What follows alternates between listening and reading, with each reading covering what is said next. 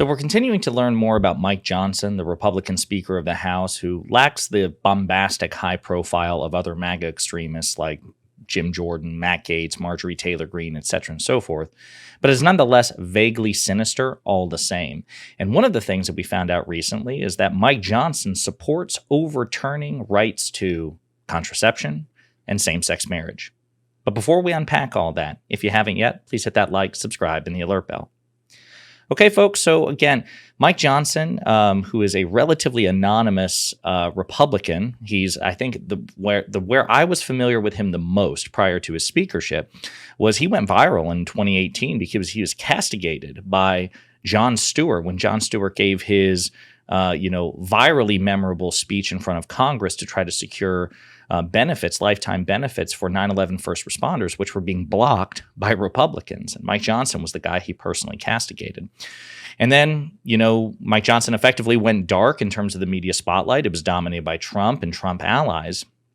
But now Mike Johnson is the most powerful elected Republican in the United States government. So now we need to know quite a bit about him. And the more we find out about this guy, the worse it is. So I want to play this clip here. It's 14 seconds, and then we'll unpack it together.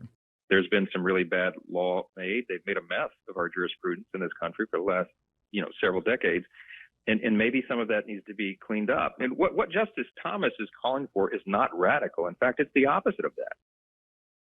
What Justice Thomas is calling for is not radical. In fact, it is the opposite of that. So what he is referring to is the 2022 jobs decision. That audio clip that we just played was from a right-wing podcast back on June 24th or June 25th, 2022. It was the same day or the day after that the Dobbs decision was released. And the Dobbs decision was when the right-wing Supreme Court overturned Planned Parenthood versus Casey and Roe v. Wade, ending the federally protected constitutional right to have an abortion. And Justice Thomas, who is one of the regressively conservative right-wing justices, in the concurring opinion for Dobbs, this is what he says. He says, the court today declines to disturb substantive due process jurisprudence generally, or the doctrine's application in other specific contexts, cases like Griswold v. Connecticut, which is the right of married persons to obtain contraception, Lawrence v. Texas, the right to engage in private consensual acts, and Obergefell v. Hodges, which was 2015, the right to same-sex marriage, blah, blah, blah. He goes on. He says, but for that reason, in future cases, we should reconsider all of this court's substantive due process precedents, including Griswold, Lawrence, and Obergefell, because any substantive due process decision is demonstrably erroneous. So what Justice Clarence Thomas is calling for there is to revisit these court precedents. Now, Republicans have assured us, well, the Dobbs decision, that was only about abortion. Trust us, we would never look at the right to same-sex marriage, the right to birth control, the right to, private sexual acts among consenting adults, sodomy. But we have no reason to trust them. We have absolutely no basis to trust them. We have every reason to not give them the benefit of the doubt. And then you have Mike Johnson saying, hey, listen, what Clarence Thomas is talking about, that's not radical at all. That's actually the opposite of radical. And the reason that that's so dangerous is Mike Johnson would be in a position to help Clarence Thomas revisit that. So imagine right now, we have a 6-3 conservative, regressively conservative supermajority on the Supreme Court. Probably not going to change anytime soon. Hopefully it will, but it doesn't look that way. So imagine as we head into the 2024 election cycle, we put the other levers of power in the hands of Republicans like Mike Johnson. So you have a Supreme Court dominated by conservatives, at least one of whom has openly said, hey, let's revisit these rights. Now you have the guy who's running one chamber of Congress, the Speaker of the House, second in line to the presidency. He's saying, hey, that's a really good idea. So we already have a split Senate effectively. And you have Joe Manchin saying either he's not running for re-election, he's the only Democrat we could possibly elect in West Virginia. So that effectively loses us that seat. We face a tough Senate map in 2024. It's entirely possible we lose the Senate. So imagine a situation where they control the Supreme Court, they control the House of Representatives, and they may very well control the Senate. And of course, we know what the polling is right now with President Biden. Folks, this is where it's got to be a 5-alarm fire. You and I and everybody have to spread the word that it's not just a fringe. The fringe is representative of the entire Republican elected class the people who are actually in power.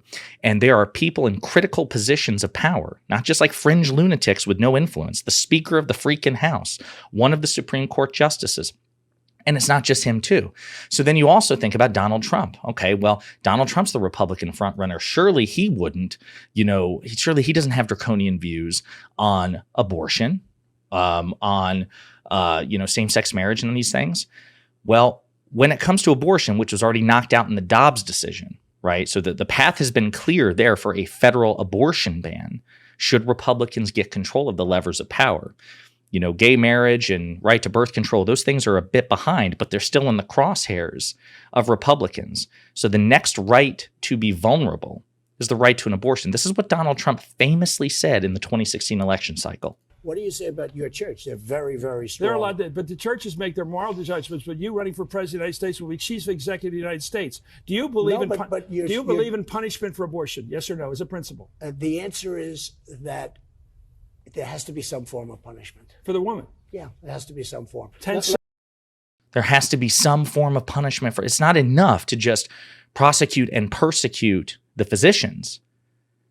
He wants to punish women for seeking an abortion. And then you think, well, that was 6 or 7 years ago. Maybe Donald Trump has changed. This is what he has said this year. However, there, of course, remains a vital role for the federal government in protecting unborn life.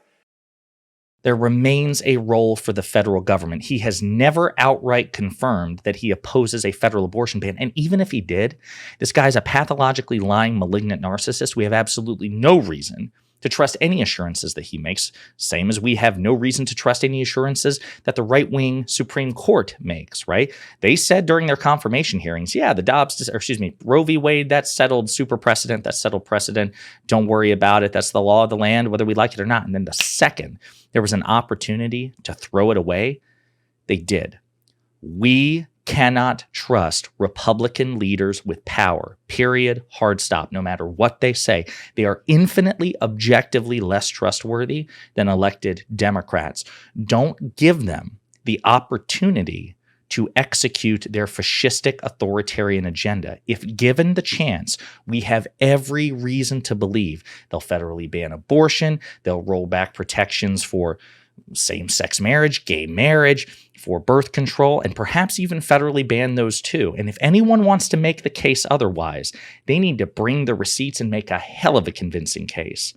But there's no way they can do that because the Republican Party's elected officials are all liars. None of them can be trusted. But we know, we have secret audio of what their real ambitions are. They think that revoking these crucial rights are not radical. They're the opposite of radical. And they will do it the second that they get their hands on the levers of power. So you and I need to spread the word. They can't be trusted with it. Vote blue in November, no matter who.